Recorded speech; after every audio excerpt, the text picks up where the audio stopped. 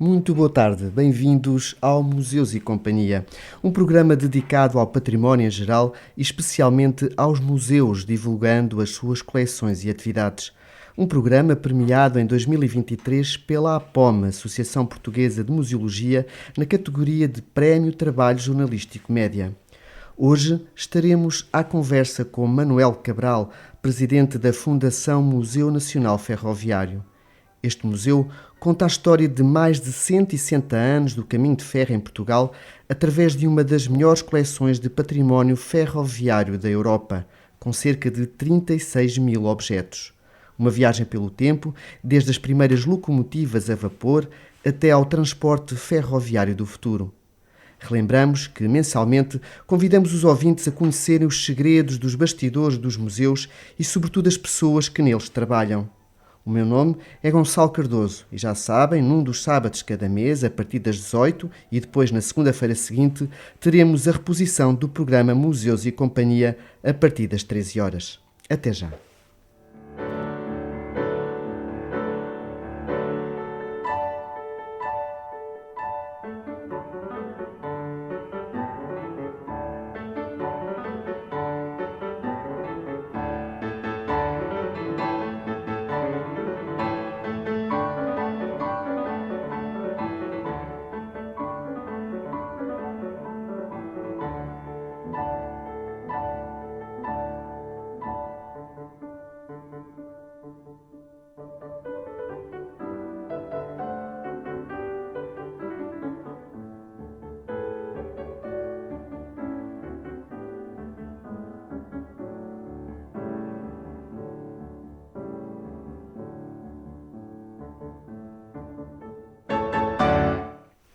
Olá, boa tarde, Manuel Cabral, sou presidente da Fundação Museu Nacional Ferroviário.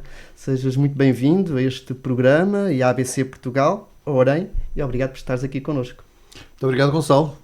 É um grande gosto estar aqui neste dia a representar a Fundação Museu Nacional Ferroviário, mas sobretudo numa conversa de amigos em que vamos conversar sobre a história, sobre o património, sobre a cultura em Portugal. E quando falamos sobre a cultura ferroviária, estamos a falar sobre a cultura deste país, do nosso Exatamente. país. E nem de propósito vieste do norte, do Porto, pelo meio de transporte de comboio, até Caxarias, à estação principal aqui do município de Orem.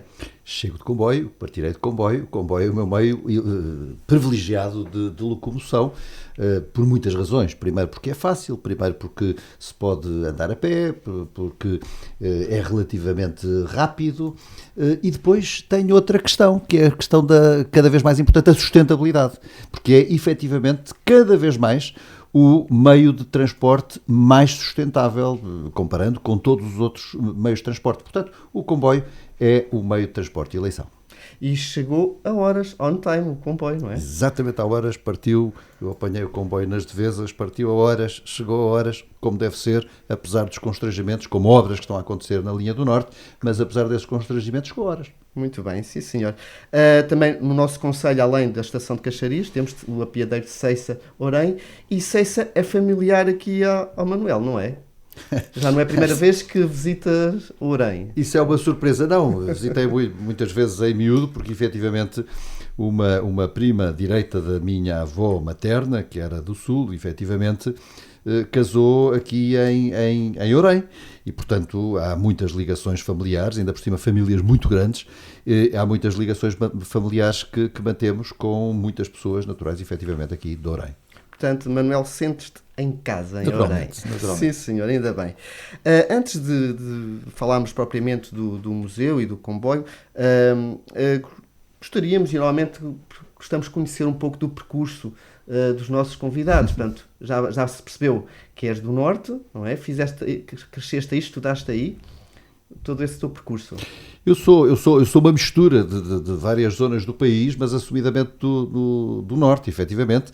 Foi no Norte que eu nasci, no Porto, apesar de estar registado em Felgueiras, com ligações muito grandes, quer ao Minho, quer ao Douro. Mas, como te digo, também há a região de Lisboa, e a Lisboa propriamente dita, mas o meu percurso académico, designadamente, e profissional, foi feito maioritariamente no Porto. Eu estudei no Porto, sou do primeiro curso de Direito da Católica do Porto, depois andei pelas economias também, e trabalhei muitos anos, enfim, advoguei há algum tempo, trabalhei muitos anos na Comissão de Coordenação da Região do Norte, depois tive uma passagem breve em lides governativas, estive muitos anos também na Câmara do Porto e no Instituto dos Vinhos do Douro e de Porto, com alguns projetos diferentes pelo meio, designadamente projetos internacionais, maioritariamente ligados aos vinhos e à cultura.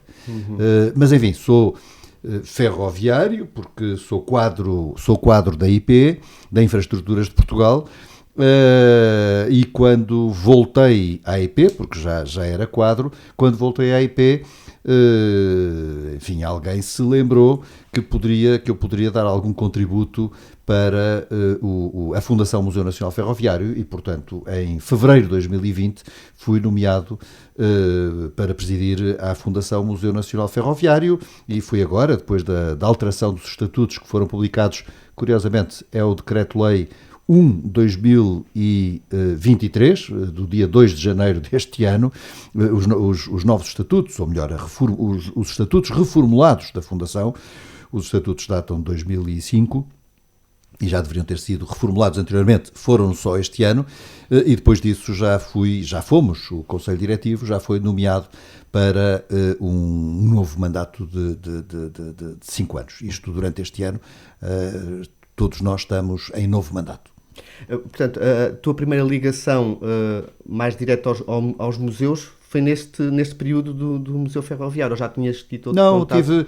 É engraçada essa pergunta, porque circunstancialmente, mas durante 3 anos, eu fui responsável pela comunicação da Fundação de Serralves. Estamos a falar na era pré-museu, portanto, nos prolegómenos, digamos assim, da Fundação de Serralves. Fazia isso a par de outras coisas. E falando especificamente em questões ligadas aos museus, fui durante cerca de 7, 8 anos, mais de 7 anos, presidi ao Conselho de Fundadores da Fundação Museu do Douro. E, portanto, obviamente que os museus, a museologia, as questões ligadas às artes e à cultura não me são estranhas, necessariamente, porque senão não... E muito ali, é na Régua, não é? O Museu do Douro. O Museu do Douro tem sede da Régua, mas é um museu de território. E portanto, o comboio ali ao pé, e eu lembro de ter visitado, havia esses pacotes de ligação do comboio ao museu. Pensei que ias falar nos pacotes de reboçados da Régua, tradicionalmente vendidos quando o comboio lá passava. Faz parte da paisagem hoje urbana da Régua. Não, efetivamente. Aliás, o crescimento da Régua é muito engraçado, porque é um bocado como tem algumas semelhanças, algumas similitudes com o entroncamento, apesar de não ser um cruzamento de linhas, obviamente. Mas a Régua... Peso da Régua é o nome do concelho, e Peso é a parte da Régua, hoje cidade que está na parte mais alta da Régua, e a parte ribeirinha é Régua. E a Régua tem exatamente a ver com a passagem linear do comboio que passa junto ao rio. Não podemos esquecer também que, curiosamente, o rio hoje está muito mais alto do que era no passado, por uma questão simples, por causa das barragens. Portanto, quando a linha do Douro foi construída, ela estava bem mais acima. Hoje parece que vamos sobre o rio. Sim, quando acontecem as cheias, não é? Exatamente, mas quando fazemos a linha, parece que estamos a navegar. A diferença é muito pequena entre fazer o rio de barco naquela zona e fazer o rio de comboio. No passado, a linha estava muito mais elevada, ou melhor, a linha não está mais elevada, o rio é que estava mais baixo. Entretanto, subiu pelo efeito das barragens, natural.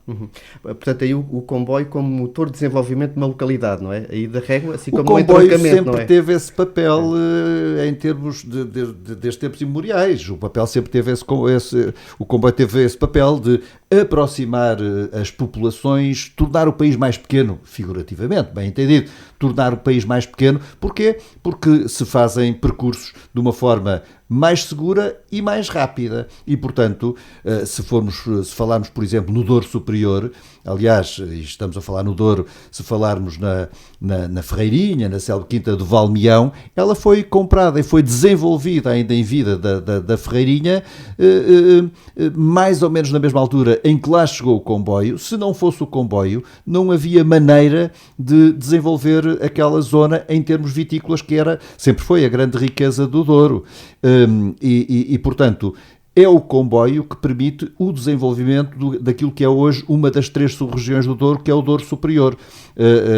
Havia o barco, obviamente, com todas as dificuldades que os barcos rabelos tinham nos rápidos do Douro e a quantidade de naufrágios que houve, inclusivamente a morte do Barão de Forrester, mas esta ligação, o tal efeito de tornar o país mais pequeno, repito figurativamente, mas acontece por causa do comboio.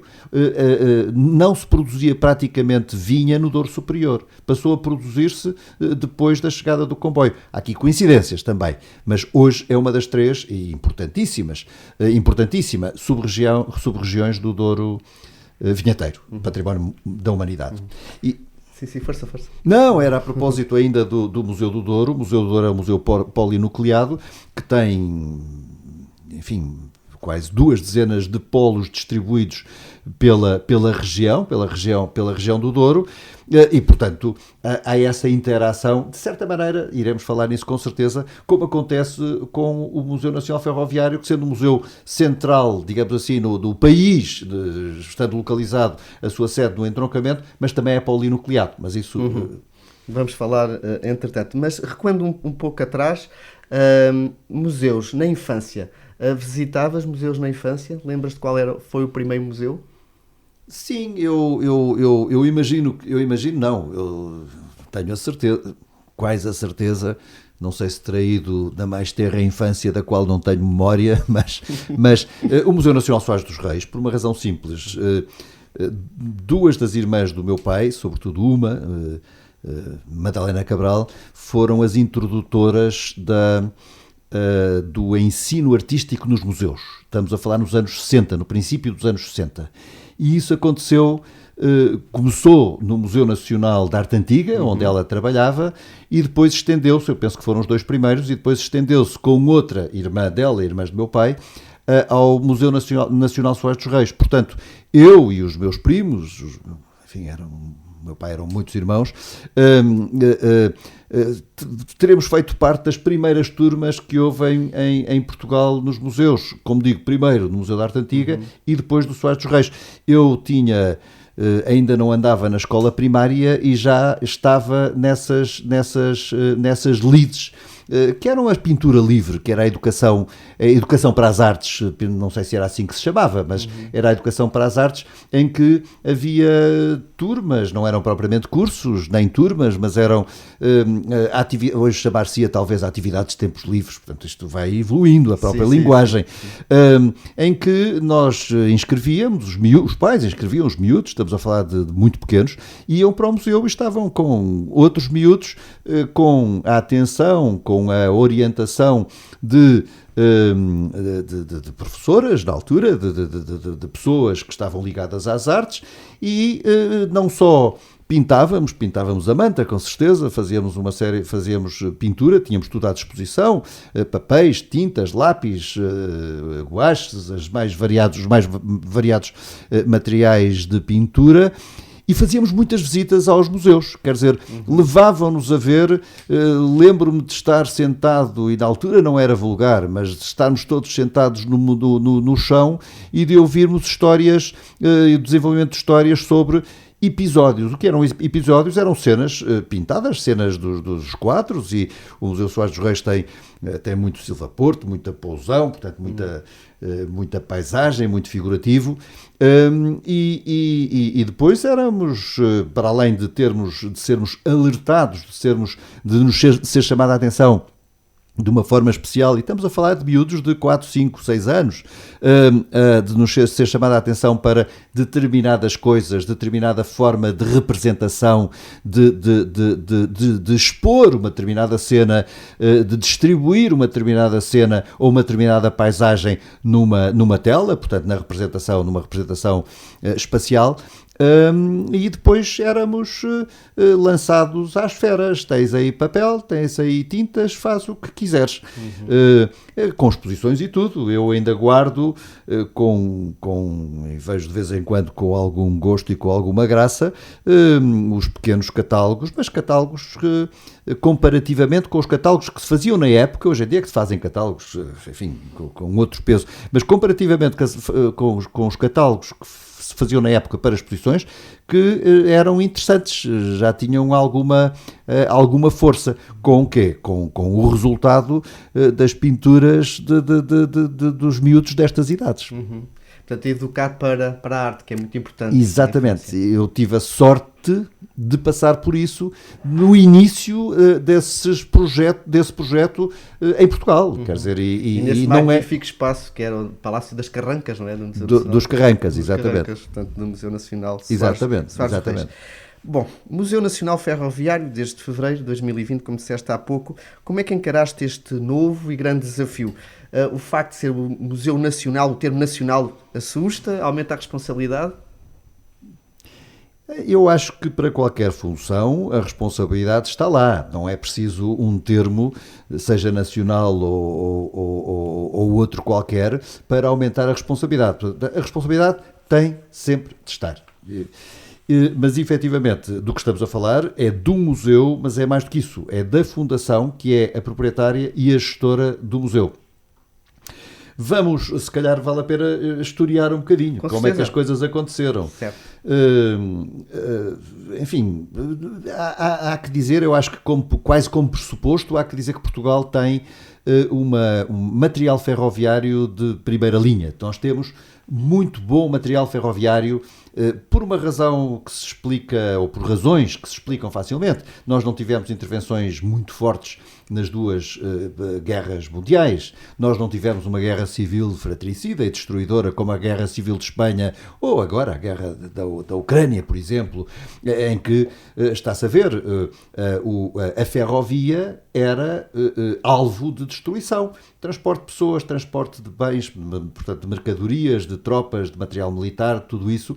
E, portanto, quer as infraestruturas, quer o material circulante foram muito destruídos. Houve muita destruição de material circulante na Europa. Nós temos muito material disponível. É evidente que a função do museu, já vou à missão do museu, não é guardar todo o material que temos, é guardar exemplos da história ferroviária portuguesa. E às vezes há muita confusão, porque relativamente a material que por vezes é encontrado aí ao abandono, muitas vezes pensa-se facilmente que é responsabilidade da Fundação Museu Nacional Ferroviário. Não é. O que nós temos é a obrigação de guardar, de conservar o material que seja exemplar e exemplificativo da história ferroviária portuguesa.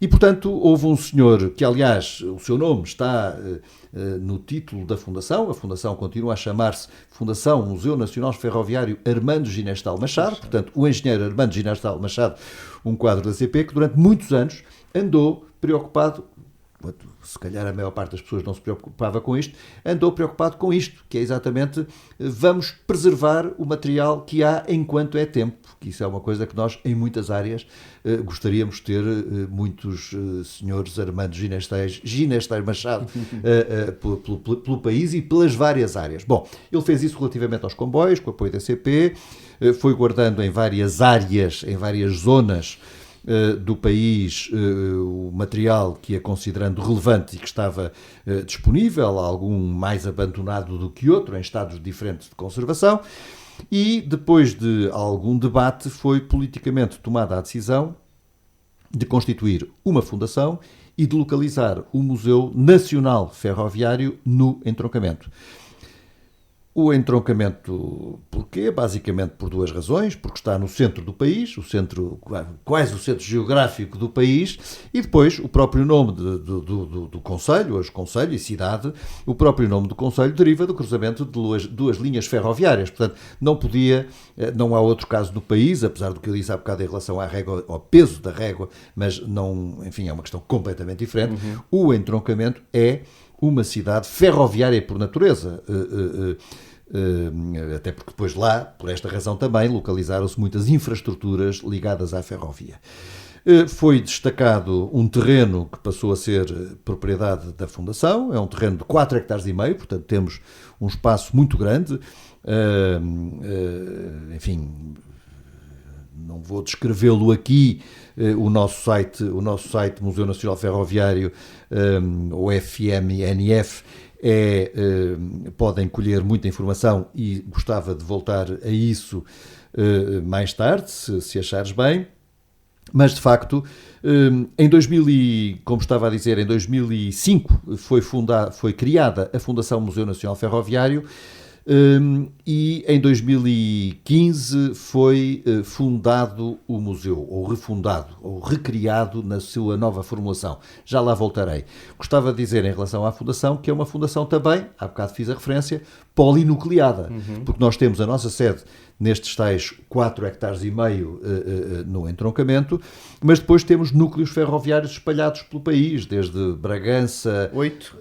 7 concretamente. 8 com... até lá, desde Bragança até Lagos, ou Bragança ou Valença até Lagos, portanto de ponta a ponta do país.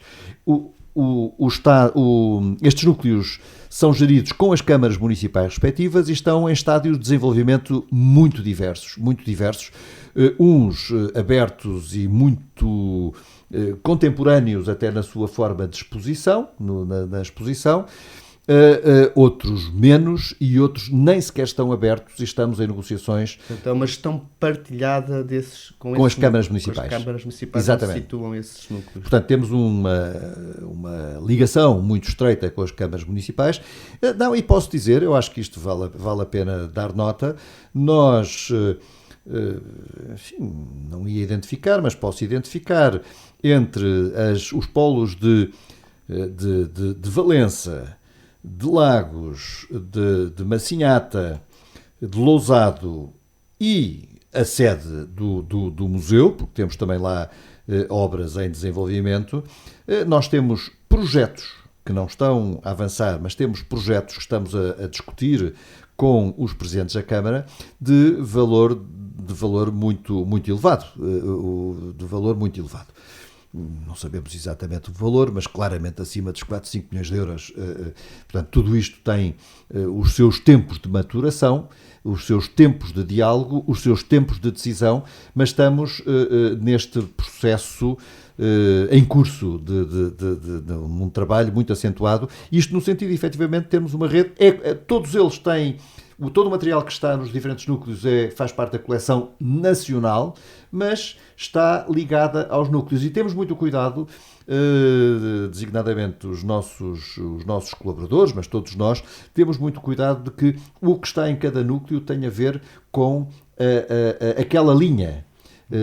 Não temos material de via larga onde há via estreita e por aí adiante. Podíamos desenvolver isto muito mais. Portanto, a identidade é muito importante. O contexto é preciso, em todos os núcleos, enfim, eu diria até nos museus em geral, é muito importante contar uma história. E contar uma história que garanta que tenha identidade. E isso para nós é muito importante. Aí vai na linha que eu pesquisei no vosso site, tem esta frase que é magnífica, diz que é um espaço de vivência coletiva, diálogo e partilha de saberes. É isso que pretendem. Exatamente. Está lá escrito, não diria melhor, não vale a pena mexer naquilo que está bem feito, não é? Ou estar a reinventar a roda. Em 2015, como eu estava a dizer há pouco, reabriu o museu em 2 grandes espaços.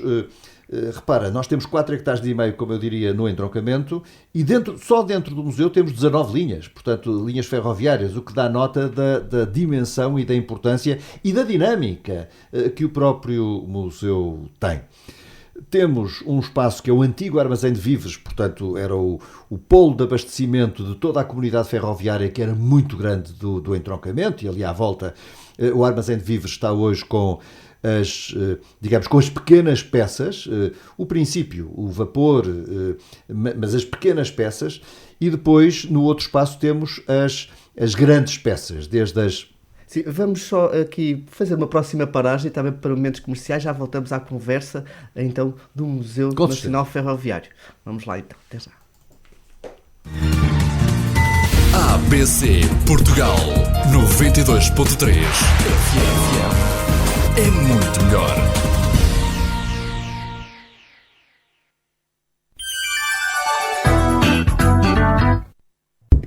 Procura um lugar para almoçar com a família que seja agradável, com requinte e conforto? Bem no coração da Vila Medieval de Orém, encontra a Casa do Castelo. Venha conhecer o nosso espaço, deliciosos pratos, onde se combina produtos nobres e simples com o sabor do nosso chefe, que transforma cada prato numa experiência gastronómica inesquecível. Venha à Casa do Castelo e tenha prazer em comer bem. Conheça também a nossa esplanada e a carta de vinhos de qualidade superior. Entre em contacto através das nossas redes sociais ou do número 914-140-039. Casa do Castelo, na Vila Medieval de Orém. Esperamos por si.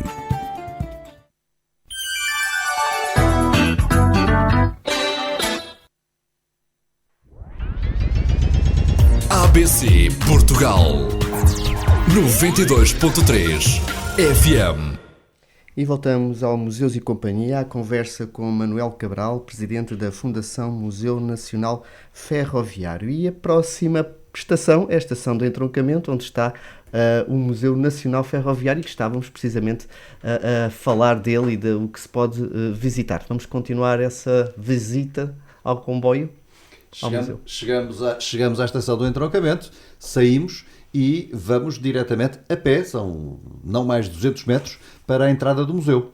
E entramos, como eu já estava a adiantar há pouco, a entrada do museu dá-se pelo armazém, o antigo armazém de víveres, portanto o núcleo de abastecimento da comunidade ferroviária do entroncamento, que era muito grande, ainda é, mas foi maior, onde estão sobretudo as pequenas peças, e depois atravessamos as linhas com muito cuidado, com o apoio sempre dos nossos colaboradores e de colaboradores da IP, e vamos para o espaço, que é um espaço muito grande também, para as naves, para a rotunda e para as naves, onde estão os grandes cavalos de ferro, as grandes locomotivas, sobretudo as locomotivas a vapor, exemplares que são grandes exemplos, importantes exemplos daquilo que foi a ferrovia a vapor, sobretudo, e depois o resto da história, as diferentes carruagens, sei lá, a carruagem dos pagamentos, a carruagem da direção, a carruagem de médica, porque antigamente a CP era uma empresa estática, como havia outras, e tinha tudo, tinha desde a assistência médica. Egas Muniz foi médico da CP, por exemplo, que é uma coisa que tem, enfim, ou tinha, como disse há pouco, o armazém de víveres, o abastecimento dos seus funcionários, ou colónias de férias, ou escolas. Portanto, a CP tinha isso tudo, ou residências, os bairros ferroviários, já lá iremos com certeza, e portanto, tudo isso está muito representado no nosso museu, no Museu Nacional Ferroviário do Entroncamento. Temos uma peça magnífica, que é o Comboio Real, o antigo comboio real, que serviu a família real e que há uns anos atrás, há pouco mais de uma dezena de anos, vale a pena contar a história, que eu acho que tem graça.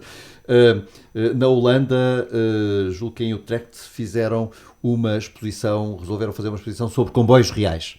E escreveram, com certeza, para as diferentes companhias, para os diferentes países, a perguntar se disponibilizavam as carruagens utilizadas pelos chefes de Estado, enfim, nas monarquias e não só, pela Europa fora.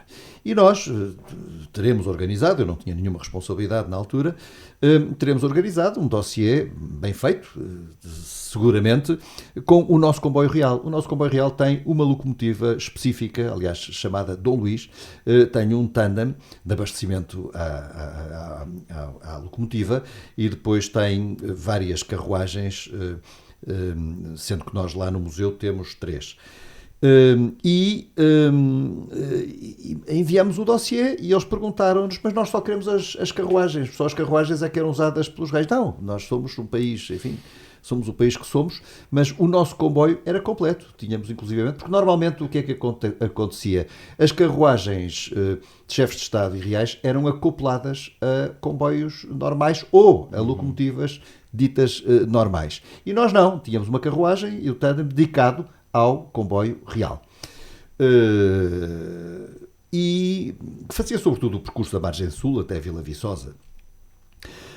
E então o comboio foi, aliás o comboio está ainda com os cheiros todos da época, porque todo o interior belissimamente decorado, luxuosamente decorado, mantém-se exatamente como estava na época, no século XIX. Aliás, é um comboio no qual só um dia por ano, no dia 28 de outubro, que é quando se celebra a primeira viagem em Portugal de Lisboa ao Carregado, em 1856, só um dia por ano é que fazemos visitas, e visitas contadas mediante inscrição, muito poucas visitas. Muito concorridas, provavelmente. Muito concorridas, obviamente, mas não é possível de outra maneira para preservar o interior do comboio, que está ainda muito bem preservado.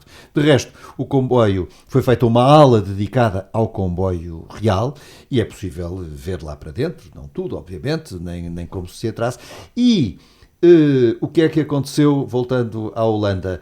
Nós enviamos o comboio real para lá. Como é que foi essa logística? Uma joia, para foi em caminhões-tiro, enfim, e mais. E eles fizeram a recuperação exterior do comboio real, do nosso comboio real. Uma boa contrapartida. Portanto, uma belíssima contrapartida e uma belíssima representação de Portugal, porque estamos a falar, eu há bocado disse muito en passant, que ao falar da história dos comboios, a história da ferrovia, nós estamos a falar da história de Portugal e não apenas da história física, digamos assim, mas estamos a falar das pessoas, das populações, dos territórios, estamos a falar da economia do território, estamos a falar de tudo isso, ou melhor, é possível, ao contar a história do comboio e da ferrovia, falar tudo isso e de uma forma muito expressiva.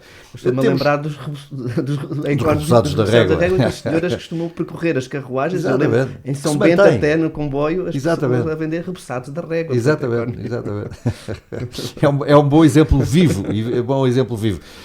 Da economia muito, muito local, muito caseira até, não há nenhum tipo, que eu saiba, não há nenhum tipo de industrialização. Depois temos o comboio presidencial, que também serviu, enfim, uma parte dele já vem do século XIX, mas serviu os chefes de Estado até aos anos 70, e que também é um comboio que faz parte do património, hoje do património da Fundação Museu Nacional Ferroviário. E depois se poderia identificar 2 ou 3 peças que para mim são muito significativas, não tirando nenhuma importância a qualquer das outras. Eu gosto de chamar a atenção para 2 ou 3 peças. Uma delas é o La Lilliputière, que talvez tenha sido o primeiro comboio que houve em Portugal, que é um comboio para crianças. Voltamos quase à história do Museu Soares dos Reis.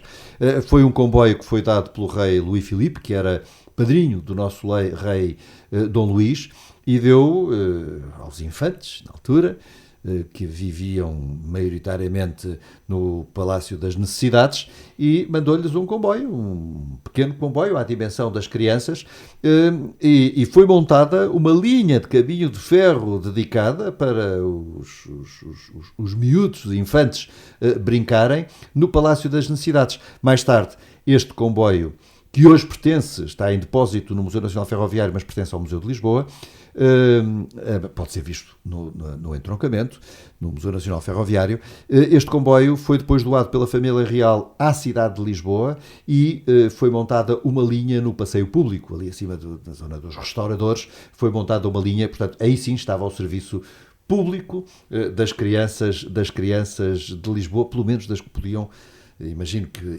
Não sei, confesso que não sei, que fosse pago um bilhete, das que pudessem pagar um bilhete. Bom, isto é uma das peças que eu chamo muito a atenção. Há uma peça que para mim é muito curiosa, que é uma caixa de ferramentas. Uma simples ou complexa caixa de ferramentas. Porquê? Porque todos os aprendizes faziam, e, enfim, era-se aprendiz desde muito novo, não é como hoje, não havia... A história do trabalho infantil era vista de outra maneira, e não vou desenvolver isso, mas e os aprendizes faziam as suas próprias ferramentas, a sua própria caixa de ferramentas. Ou seja, a caixa de ferramenta dos funcionários, dos operários da CP, era feita pelos próprios desde muito cedo, desde as coisas, os objetos metálicos à madeira, eles trabalhavam isso também. Eu acho que isto é muito interessante em termos de como é que as coisas eram feitas e como é que as coisas funcionavam. É um quadro muito interessante, não é propriamente um objeto ferroviário, mas é um quadro para o qual eu chamo muitas vezes a atenção e que está atualizado, que é um mapa de uma tecnologia muito simples, mas é muito elucidativo. É um mapa de Portugal, onde, desde a primeira linha ferroviária, como disse, em 28 de outubro de 1856, a primeira ligação ferroviária entre Lisboa e o entroncamento, e o carregado, até hoje vai mostrando a evolução da ferrovia, com o crescimento e o decréscimo. E isto é muito interessante e até politicamente tem um efeito muito forte para se perceber que efetivamente houve um crescimento brutal quase até ao final da monarquia, princípio da República. Depois houve alguns fechos de linhas, términos de linhas que faltavam, digamos assim. E depois houve um decréscimo brutal nos anos, quase 1000 quilómetros que foram postos fora de circulação e que nós vemos hoje serem transformados em áreas turísticas para se circular, ciclovias e vias pedestres e ecovias, agora há nomes para tudo, vias sempre, mas são vias ferroviárias. Certo. Se não tivesse sido a ferrovia, essas vias não existiam. E é muito curioso, aliás, que há vários municípios que estão preocupados. Portanto, a primeira é muito curioso, desativação das linhas. Depois, as linhas, tudo aquilo continua com património da IP Património. Depois o segundo passo é reutilização das linhas para a sua dinamização. Está mais na moda andar na rua, de bicicleta, a pé, a passear na natureza e tudo mais. Portanto, ecovias, ciclovias, ecopistas, o que quisermos chamar. E há uma descaracterização até no nome da via ferroviária que foi. E hoje temos tido contactos e estamos a participar inclusivamente em alguns projetos de municípios que estão preocupados com o caráter e a identidade. E o caráter e a identidade, é muito forte, porque as terras por onde passou a ferrovia marcou-as sempre, de alguma maneira. Economicamente, socialmente, marcou-as sempre. E, portanto, há vários municípios com projetos nesse sentido de reabilitação, digamos assim, do tema ferrovia e da importância que ele teve no seu concelho em termos de crescimento, em termos de desenvolvimento e portanto, isto julgo que é um aspecto que é muito interessante. Para além desse mapa, enfim, há uma outra coisa que normalmente causa muita curiosidade às pessoas, que é porque é que nós temos muito material marítimo, ou algum material marítimo. E isso tem a ver com o facto da CP ter sido a responsável pela travessia do Tejo. E, portanto, isso faz com que nós tenhamos no museu também algum material marítimo que obviamente está associado a uma réplica, a uma miniatura que nós temos lá da ponte 25 de Abril. E, portanto, são apenas alguns apontamentos, algumas chamadas de atenção para a importância e as histórias da história que nós contamos no Museu Nacional Ferroviário. Dos horários, os horários antigos que lá estão expostos e uma coisa, os bilhetes, aqueles bilhetes de cartão de corda, que eu ainda me lembro de comprar desses bilhetes e estão lá expostos. São às vezes estes objetos pequeninos que a gente já se esqueceu e ali faz-nos relembrar. Voltamos às memórias. É porque todos nós, eu julgo que não há português ou cidadão que não tenha uma memória de ferrovia, seja de uma viagem ferroviária, seja de uma viagem especial que fez, uma ligação familiar a alguém, guarda de passagem de nível. E a falar disso também é engraçado, e no site vi fotografias da guarda de passagem, não é que se chama? Sim. Normalmente as mulheres... Havia muitas daquela Mas complementaridade familiar que viviam lá, viviam nas estações. E, portanto, quem algum dia, filhos, sobrinhos, enteados, afilhados de pessoas assim, que passaram algum tempo, são memórias que não ficam. Em conversa com os nossos colaboradores, os nossos trabalhadores que fazem visitas guiadas, e eu aconselho sempre as visitas guiadas ao museu, porque são muito ricas, e muito vivas. Os nossos colaboradores contam muitas histórias, têm muitas histórias para contar e até contam com muita vivacidade. Isto é conhecido. Contam-nas com muita vivacidade. Em conversa com eles, eu digo e repito que eles são os privilegiados, porque não só eles têm muitas histórias para contar sobre a ferrovia, sobre cada uma das peças, sobre cada uma das unidades das locomotivas, das carruagens que nós temos no museu, mas eles estão permanentemente a ser alimentados com histórias, porque em cada grupo, em cada conjunto de pessoas que vai visitar o museu, há sempre alguém que conta uma história, porque se lembra, tem uma memória de viagens que fez, de vivências que teve com familiares ligados à ferrovia. Ou seja, é também neste sentido um museu vivo. Podemos falar também noutras coisas. Temos estado... Olha, nos últimos anos, sobretudo... Eu fui nomeado em 2020, portanto, em fevereiro de 2020, e um mês e meio depois, nós já quase nos esquecemos, mas foi muito traumatizante, um mês e meio depois, uma casa que vive para e por estar aberta, estava fechada. Isto aconteceu com todos os museus, ali está uma problemática... E todos nós fizemos muitas coisas durante o Covid, é muito curioso. Nós que estamos ligados ao turismo, manifestamente, estamos, e não é de forma indireta, é de forma direta, nós sabemos que no turismo há duas palavras que são chave, que são experiências e emoções. E nós temos, as emoções estão garantidas e as experiências, temos estado a aumentar o número de experiências que proporcionamos aos nossos visitantes. Vou dar exemplos.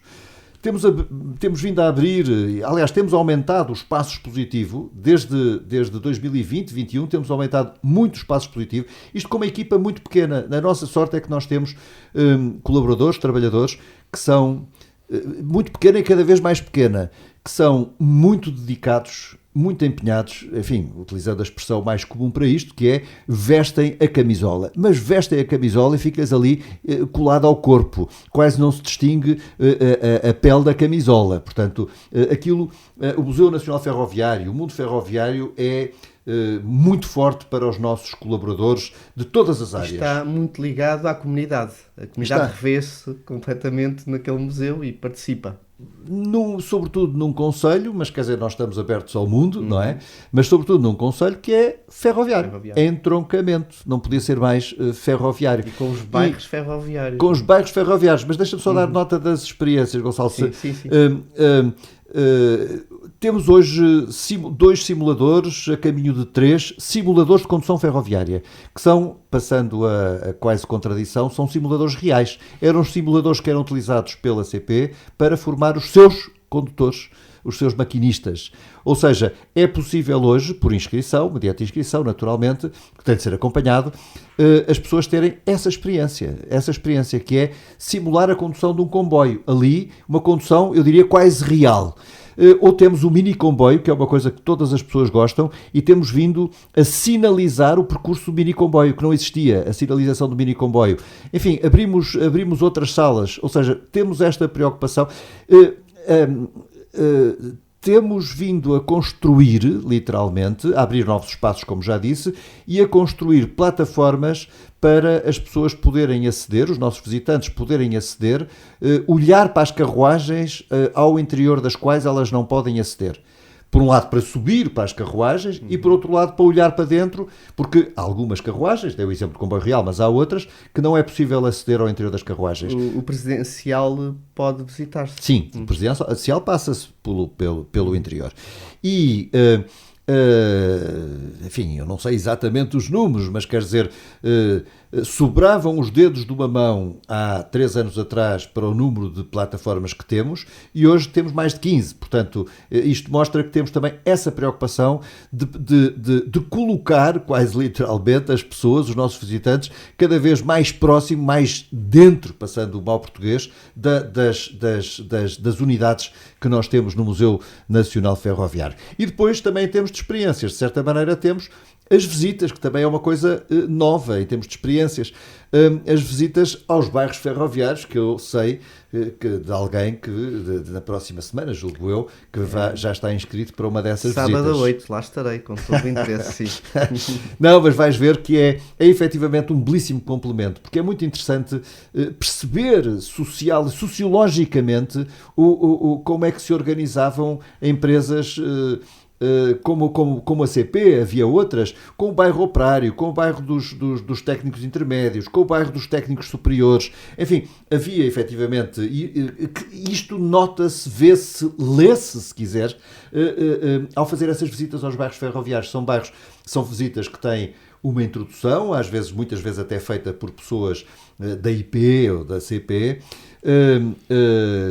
que colaboram connosco. Trabalhamos também muito e apelo à possibilidade de termos voluntários. Trabalhamos também muito com voluntários e na visita aos bairros ferroviários, que felizmente no entroncamento têm vindo a ser recuperados a um ritmo muitíssimo acelerado. Eu, quando vim para o museu, como digo, em fevereiro de 2020, o bairro Camões, por exemplo, estava no início da sua recuperação, era difícil andar por lá até, e estava muito degradado. Hoje tem as casas quase todas recuperadas e por aí adiante. Portanto, podíamos dar aqui vários exemplos. Ou seja, estas visitas que não existiam, que são visitas complementares à visita do museu,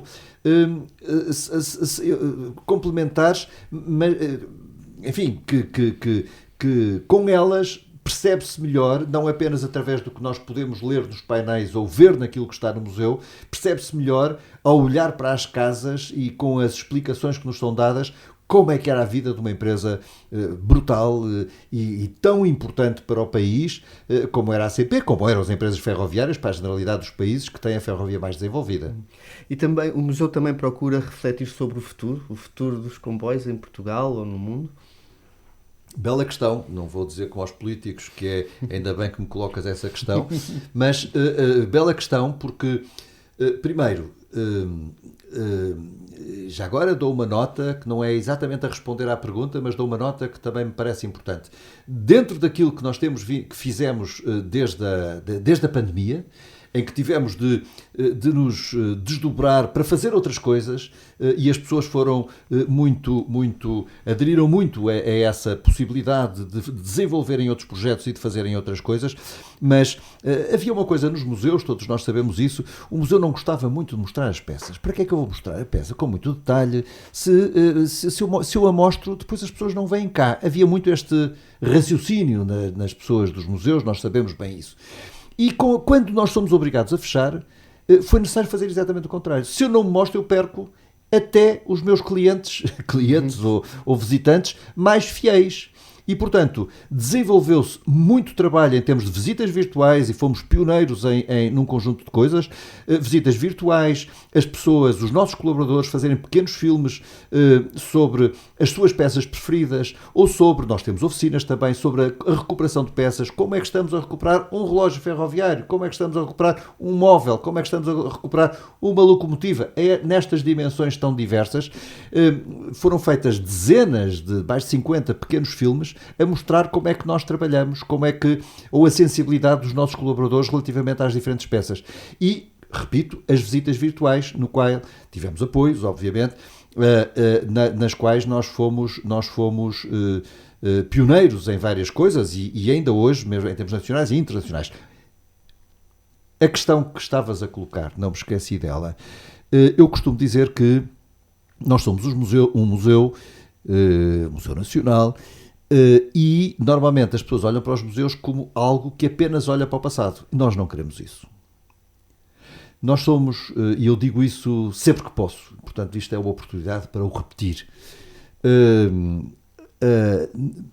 A ferrovia, pelas razões que eu disse, mal entrei aqui, nesta nossa conversa, por questões que têm a ver com a sustentabilidade, com o ambiente, com a natureza, com a mobilidade, é um transporte do futuro, cada vez mais.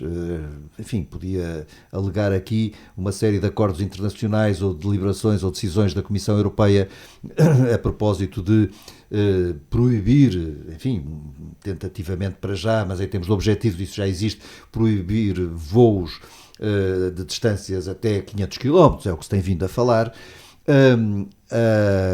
Não é para já, obviamente, mas isso está em cima da mesa por questões que têm a ver, repito, com a sustentabilidade e com a pegada de carbono, com a natureza. O comboio, há um novo discurso ferroviário, manifestamente, e o comboio está em Portugal, depois de muitos anos em que nós apostamos brutalmente nas estradas, na rodovia, e esquecemos, deixamos para trás a ferrovia, o que já vinha de trás. O comboio está hoje na linha da frente em termos de desenvolvimento de projetos, como todos sabemos, e há uma afirmação muito grande da ferrovia, com os problemas todos que existem, mas estamos a falar em termos de projetar o futuro. E nessa medida, nós, museu, temos de mostrar, para nós é muito importante, obviamente, mostrar o que foi a ferrovia em Portugal, mostrar aquilo que é a ferrovia em Portugal e mostrar também aquilo que pode vir a ser a ferrovia em Portugal, em termos de mobilidade e em termos de sustentabilidade. Portanto, é esse o teu sonho para o Museu Nacional Ferroviário? É porque estamos quase a terminar o programa. Foi tipo o foguete, não é? O foguete que o comboio... Que é nosso, o comboio foguete é nosso. Também é vosso. Portanto, estamos a terminar. Normalmente eu termino com esta questão. Qual o sonho para o Museu Nacional Ferroviário? E só 1 minuto para responder. Já está respondido? Acrescentar? Não. O sonho é torná-lo mais conhecido. Com este discurso, que não é apenas um discurso museológico, um discurso a olhar para o passado, que é muito importante, a conservação e a transmissão de mensagens através daquilo que existiu, mas que isto nos sirva também para nos posicionarmos para o futuro, como digo, em termos de sustentabilidade, em termos de mobilidade, mas o Museu Nacional Ferroviário tem, e nós temos para ele, também esse sonho, que é torná-lo cada vez mais conhecido e aumentar a cota de visitantes internacionais. E isto acho que está ao nosso alcance. Há bocado não falei numa das experiências, mas posso terminar assim, se me deres licença. Não falei numa das experiências possíveis que não existia há 2 anos atrás. Nós temos 2 carruagens-restaurantes, é para a espera de um projeto megalómano que não sabemos quando é que chega, não desistimos dele, mas não sabemos quando chega. As carruagens hoje estão abertas e disponíveis, ou seja, é possível as pessoas, os visitantes, marcarem uma visita de fim de semana, de dia, porque é uma visita familiar ótima para contar aos mais novos as histórias de que nos lembramos, como falamos ao longo deste programa.